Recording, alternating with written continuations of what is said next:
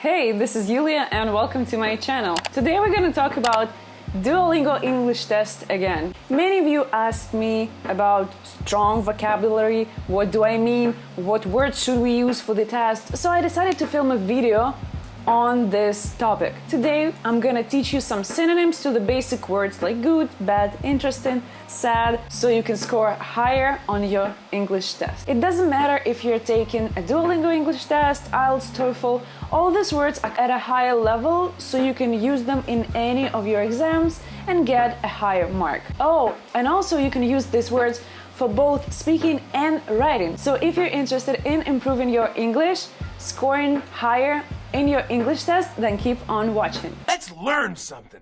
I've picked 15 words that are the most used in our language.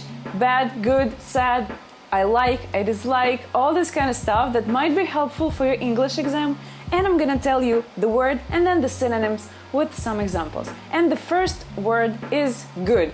We always use this word for everything. Good weather, good mood, good day, I don't know. Everything is good. But what else can you say instead of saying good? You can say fine, excellent, superb, positive, wonderful, neat. For example, you want to say your English is good. You can also say your English is wonderful. Your English is excellent.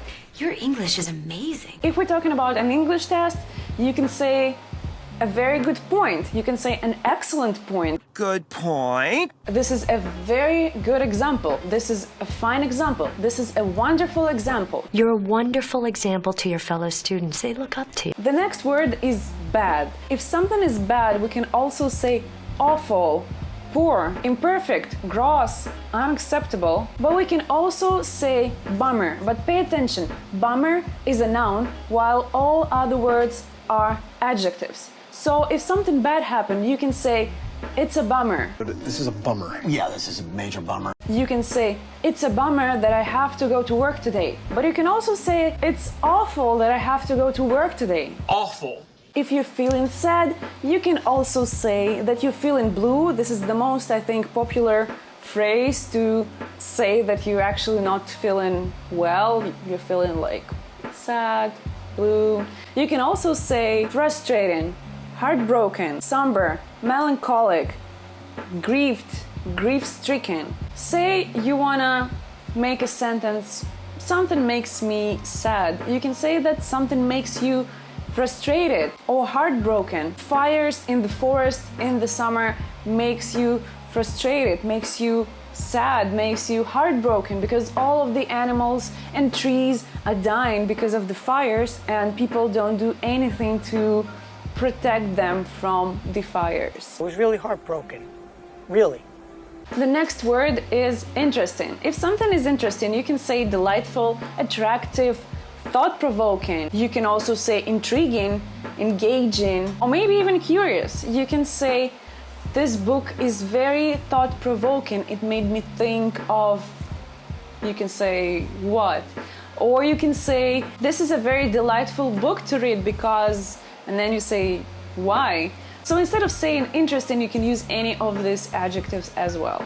Sounds delightful. The next word is the word hard. You can say difficult, you can say exhausting, you can say rough, tough, heavy, challenging. Instead of saying it's a very hard question, you can say it's a very difficult question. It's a very challenging question. Let's say you don't know an answer. You can say that's a rough question, but I think that blah blah blah. So insert what do you want to say in there. Answer the question. You can say my homework is way too hard. But you can also say my homework is very challenging. I have to put a lot of efforts in it.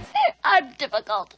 Challenging. The next word is important. And it's an important word to say because always in your speaking parts and your writing parts, you get this important question that you have to answer. So instead of saying important, you can say essential, crucial, vital, valuable, meaningful. So vital and crucial are kind of like essential for your life. You can say calcium is important for building strength, for building bones, but you can also say calcium is vital, essential for building strength, for building your bones. It's very important for young mothers to have lots of calcium.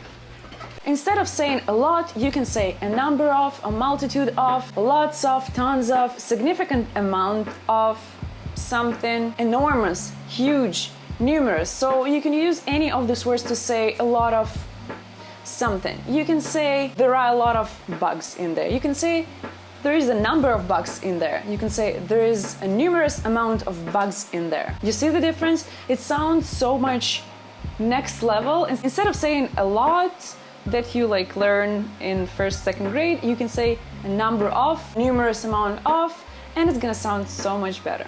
We've received a number of letters. The next common word used in English tests is the word some. Instead of saying some, you can say something like several, a number of, an amount, a portion of. So if you want to say some studies, you can say several studies, a number of studies. Did call several times. But if you want to say something, but you're not sure, you can use the word but. What else can we say instead of saying but? We can say however, nevertheless, although, still, on the other hand. So let's say you agree with something, you say fossil fuel energy is vital for us, but on the other hand. So instead of saying but, you say on the other hand, we can use water energy, or we can use solar energy, or something like that. So you can interchange these words to avoid repetition in your essay or in your speaking part. On the other hand, anything's possible. The next important word in our English test is the word people. We use this word in every task. Honestly, every time I write a test or something, it's like, what do you think about people, blah, blah, blah. So what else can we say instead of saying people? We can say humans, humankind, mankind, society, community, public, nation. So instead of saying people, people, people all the time, you can say community, society, nation, public. So it's always different, and it shows the teacher, the person who is checking your exam after, that you actually know more words than just people. We are humans. The next word is the word about. What else can we say instead of saying about? Regarding, in regards, touching on, relative to, in relation to. So you can say this book is about plants, but you can also say this book written by Yulia is touching on plants. So it sounds stronger than you saying just this book is about plants. No, this book is touching on plants. What does your administration stand in regard to this alleged monster?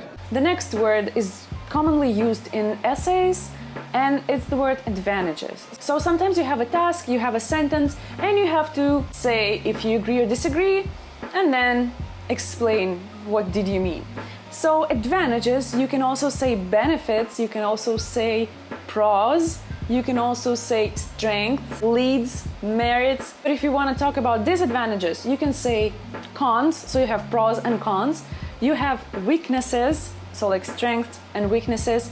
You can say drawbacks. Instead of repeating disadvantages, advantages all the time, you can mix and match all these words and use them interchangeably. You should make a pros and cons list. And the last two phrases are I like and I dislike. Normally in your speaking part or in your writing part, you can get something like express your opinion. Do you agree with it? Do you disagree? What you like, what you dislike? So you can use the following words to say instead of I like or I dislike. If you want to say I like football, you can say football appeals to me.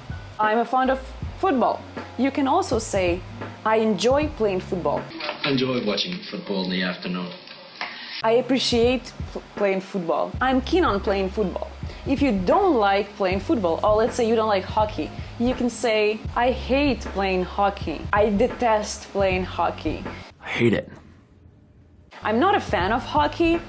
And you also can say I have an allergy for hockey. You know, when you hate something so much, you can say I have an allergy for hockey. But you can also say I lose interest in hockey. Like, I don't care. This is not my cup of tea. That last Hunger Games was not my cup of tea. And this is it. If you're interested in part 2, then hit the subscribe button down below, give me the thumbs up, and write down in comments what words should I cover in my next video.